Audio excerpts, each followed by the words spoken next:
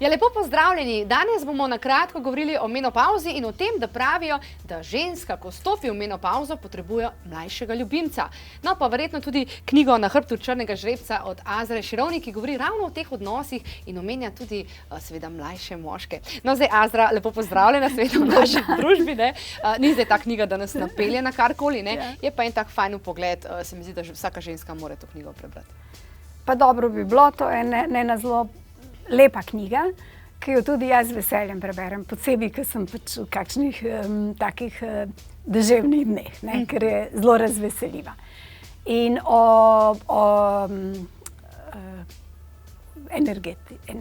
energijo da, ne, optimistično. To rabimo, to ženske rabimo in še posebej to rabijo torej ženske v menopauzi. Zdaj se mi zdi, da se ženske nasplošno vse nekako bojimo, verjetno se boste seveda gledalke strinjali, ne? Ker nekako družbeno to pomeni, da smo kakor svoje odslužile. Vi, Azra, pa pravite, da to sploh ni res, da menopauza je pa super. Ne, absolutno to ni res. To je šele začetek življenja. Je pa res, da te prisili neravnovesje hormonov na to, da začneš razmišljati o sebi in je zelo dobro, da ženska posluša svoje telo, posluša svoje reakcije na prve znake menopauze, ne sme se ozirati, kaj mislijo drugi, ampak mora zahtevati vse preiskave, da se naredijo in če so zelo hude težave, recimo ali da prezgodaj dobi, ali da ima neuravnovešene izpade, joke in tako naprej, da se posvetuje oziroma po preiskavah in po rezultatih preiskave, da posega za temi hormonskimi tabletami, pri katerih je nujno paziti na pravilen razpored. Drugače niso tako hudo nevarne, recimo jaz jih imam že 25 let.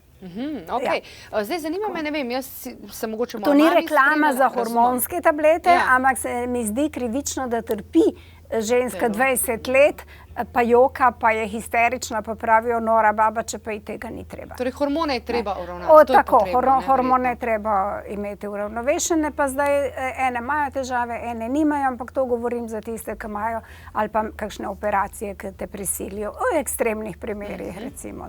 Kaj pa psihološko? Azra, se mi zdi, ne vem, jaz se spomnim mogoče moje mame ali pa kakšnih znank njihove mame, ja, res so bile kar tako zelo ekstremistično drugačne, kot smo jih bili vajeni. Tudi moja mama, recimo, ne, imela kar nekaj takih izpadov. A ste vi tudi kaj takega doživljala? Ja, jaz sem zelo umirjen in vesel človek, ki se rad smeje. Ker sem pa prišla zelo zgodaj zaradi vojne, ker sem pač takrat imeli razpad Jugoslavije, starše sem imela v Bosni, sestro, to je bil strašen šok za mene in sem zelo zgodaj prišla v to in sem rekla, kad sem začela, prst se mi je pokazal, pa sem histerična bila, pa sem se začela kregati, sem rekla, bom jaz enim hormonom dovolila, da spreminjajo mojo osebnost. In sem šla na preiskave in sem brez problemov, pač zahvaljujoč temu ameriškemu ginekologu, ki je naredil raziskavo in je zelo poudaril, da ti hormoni so samo pogojno nevarni, če si pa zdrav in če vzameš, da imaš 3 vrste, ki ti uravnavajo, ne eden, prav strokovno je napisal kaj in kako. In sem rekla, če se barvamo, če imamo zobozdravnika, če imamo operacijo z laserjem, zakaj jaz v današnjem času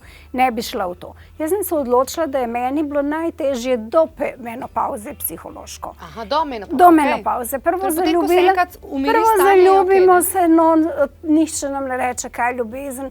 Zaljubiš se, dobiš otroke, nihče ti ne reče, kaj je to imeti otroke, kakšna odgovornost je to. Pa si lep, pa mlad, pa nič v bistvu ne užiješ od življenja, ker moraš slediti temu, da moraš držati vse v pozitivnem smislu, da vse raste, da se razvije in tako naprej.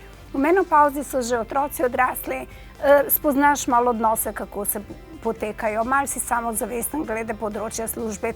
Meni se zdi, da še takrat ženska osebnost vzcveti. Vzcveti. In kako lahko seveda cveti, da tudi ve pa v nadaljnjih minutah.